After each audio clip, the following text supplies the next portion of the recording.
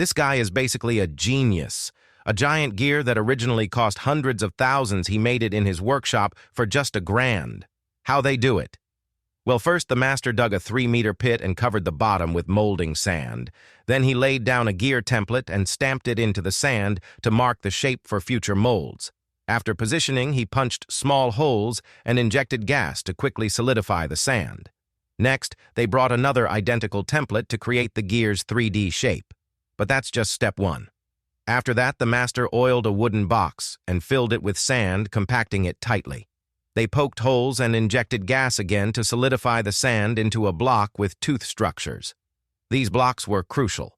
Once they made all the needed blocks, they assembled them around a template to form a complete gear mold. With the master's skillful hands, they quickly pieced together all the blocks, leaving gaps to be filled with sand for smoothness. After filling, they covered the surface with sand, compacted it, and solidified it with gas. Then they placed an iron frame on top to serve as the base for the mold's cover.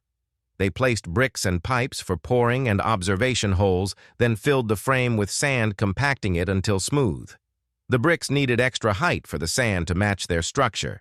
Without fancy tools, Master used experience to shape the curves, precisely punched holes for consistency, and completed the cover. Now, for the last piece before casting, they removed the gear template and filled the center of the mold with sand, leaving a circular indentation.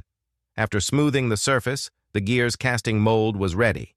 Before pouring, they placed the cover and heavy iron blocks to prevent shifting. Then came the molten metal, recycled scrap metal melted into iron, ready for casting. After cooling, they lifted the cover-attached chains to the lifting points and pulled the gear out of the pit, revealing the massive gear. But it's not done yet. They trimmed the protruding lifting points and meticulously machined the rough surface.